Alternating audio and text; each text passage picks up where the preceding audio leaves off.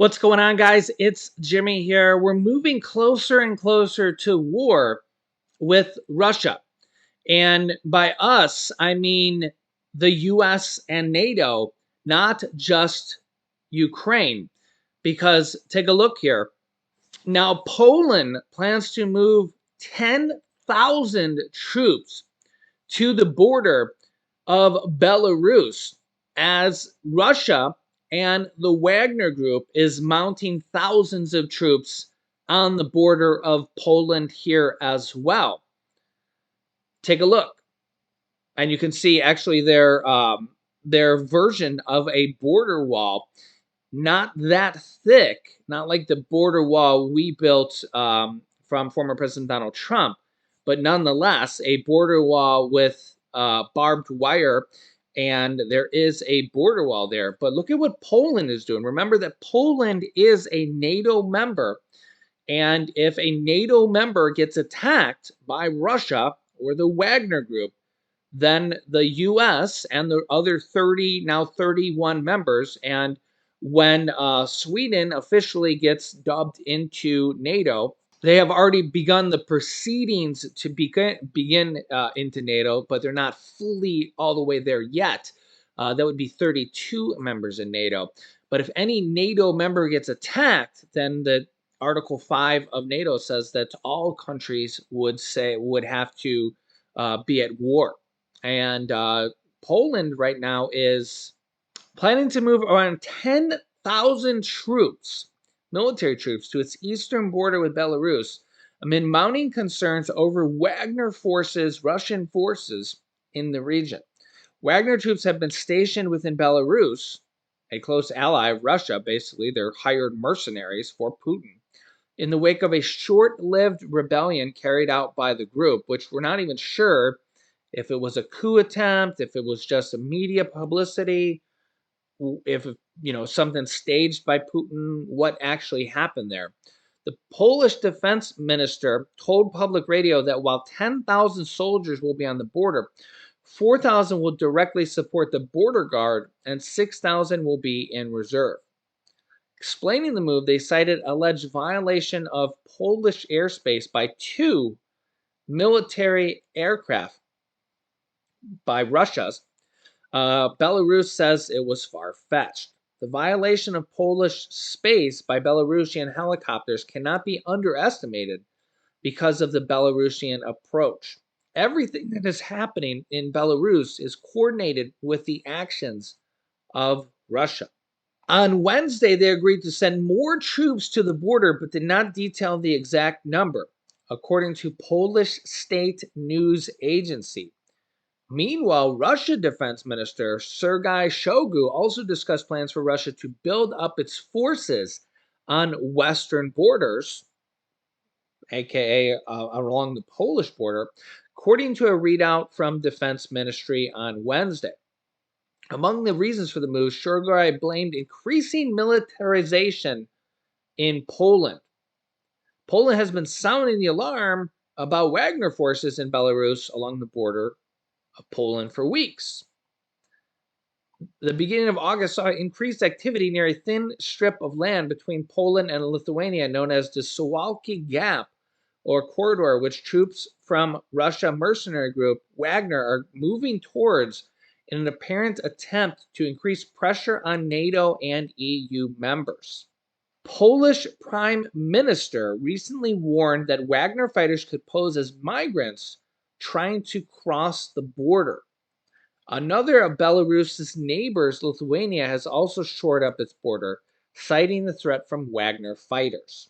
Yeah, so this is the problem here. This is kind of Russia's false flag. They say, oh, we're building up our troops because Poland's building up its border troops. Poland started building up its troops because the Wagner Group put thousands of their troops along the Poland border, the Suwalki Gap. It's like, and I've seen a lot of comments thinking, is Putin a madman going to try to take this Suwalki Gap?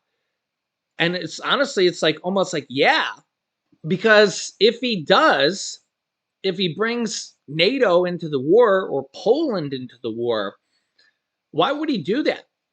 And of course, there's strategic reasons for them trying to take this point, but it's not like if they take this point that Poland's going to let them have it, let them keep it. It's almost like, what are they thinking? But on the other hand, it's like maybe this would be Putin's reason to go in there, take this point, and then they could use nukes. Then they could be like, oh, well, now NATO is coming to war. They're attacking us. So now we can use nukes. I mean, again, you got to think like a Russian here. You got to think like a madman. What would be their reason for attacking Poland on Poland land, Polish land? It's almost like it's absolutely insane to even think that Russia and Putin would even try to do something like this as they're building up more and more troops along the border. And again, this is what they did before they moved into Ukraine. They built up more and more troops along the border, and people said, oh, they won't attack. They won't attack. Then there was 100,000 troops. Then there was 150,000 troops. And you almost said, why are they doing this?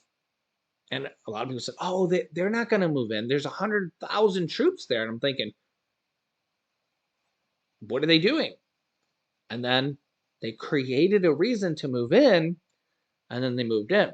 And it's almost like Russia's starting to plant the seeds of why they would need to move in. Their seeds they're planting now is, oh, well, Poland's increasing their border guards. Well, what do you expect them? They're not going to increase their border guards there. And it's like other countries are doing the same. If Russia starts putting an army outside the gate, do you expect the other countries to not increase their border guards there? And it's like, if you think about this, we're starting to see more and more people think that we are closer to war than ever. Take a listen here.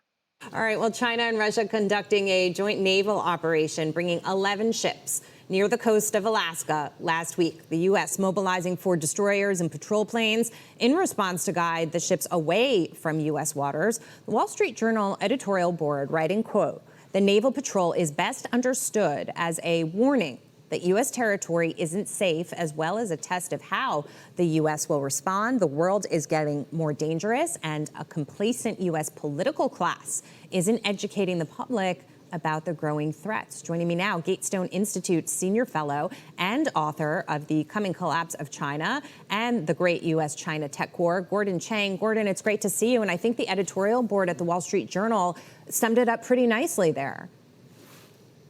Well, certainly, because we have to assume that if there's going to be a war in Asia, and Henry Kissinger tells us it's probable, then we're going to be facing not just China, but also China's friends, specifically Russia and North Korea. And the Wall Street Journal is right. We have a political class that is complacent, has very little sense of urgency. You know, we're on the edge of war. And the Biden administration refuses to fill the Strategic Petroleum Reserve, which it drained last year. So I don't know how this gets more dangerous. The Chinese can see it.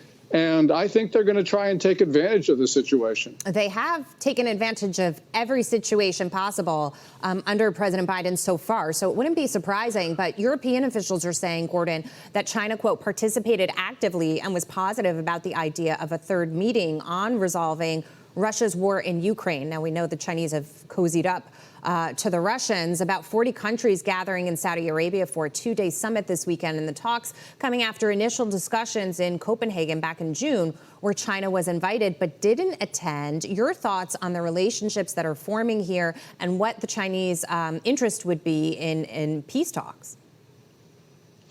The Chinese interest is very clear. They want to bail out their Russian friends who are having trouble in the Ukraine war. So they would like to see the war end. And I think that part of it is because China understands that its support for Moscow, a Moscow that is committing atrocities, a Moscow which is extremely aggressive and belligerent around the world, not just in Ukraine, is not good for China itself. But we also have to remember that the Chinese view the war in Ukraine as not a war between Ukrainians and Russians primarily, but as primarily a proxy war between China and the United States. So we better win this. And if we leave Russia in control of Ukrainian territory, that's a big green light for Beijing's territorial aggression in East Asia.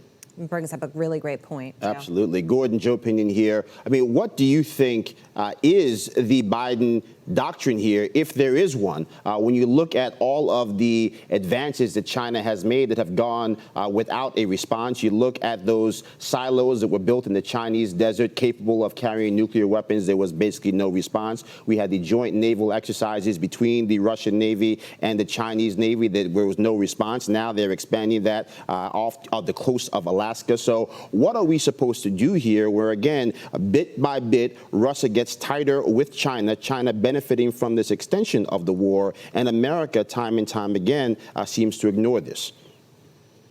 Well, first of all, the President of the United States needs to have a candid conversation with the American people, saying that, look, China's Xi Jinping is readying the Chinese people for war. He's mobilizing all of Chinese society, not just the military, and that the United States needs to prepare. And we also, on your point about nuclear weapons silos, we've got to remember that Chinese doctrine is to threaten to use nuclear weapons to prevent the United States and others from coming to the aid of Taiwan, Philippines, Japan, whatever. So this is not necessarily going to be a conventional war, and President Biden needs to ready the American people.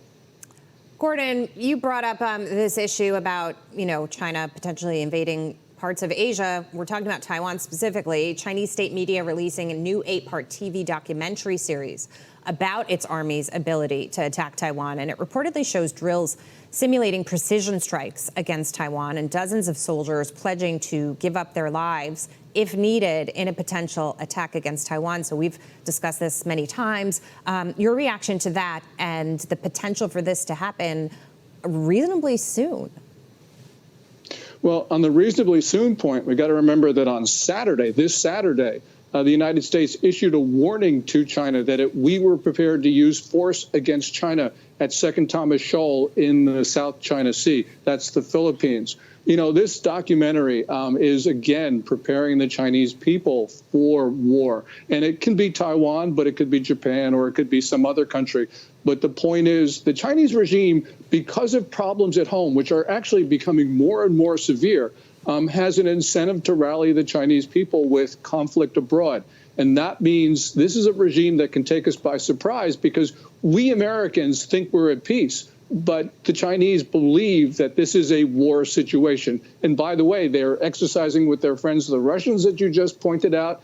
And we've had these increasingly provocative statements from North Korea over the last couple days regarding Taiwan. Yeah, and these are things we've been talking about here on our channel for quite some time. I get a lot of comments in the comment section saying, why don't we hear this on our local news channel? How come they're not talking about this? And the reality of it is that, yeah, you don't hear about this on a daily basis unless maybe you're watching our YouTube channel. But you hear about the Ukraine war, but you don't really hear about the threat to the United States. You don't hear about North Korea a lot. You don't hear about China a lot. And you don't hear ins and outs about what Russia and Ukraine, you really don't hear about that a lot. So let me know your thoughts about this, and I'll keep you up to date here on a daily basis. New videos come out here every day at 10 a.m., 3 p.m., and 8 p.m. Eastern Standard Time. If you haven't yet, click the subscribe button down below, and the bell icon is completely free to do so. This way you won't miss out on new videos. Also, thanks so much for liking and sharing these videos. Click here to see Russia saying that they will take over Paris, Berlin, or more. Or click here to see how Vladimir Putin is preparing for war with NATO right now. So click on one of those videos next. Thanks for watching, guys, and I'll see you in the next video.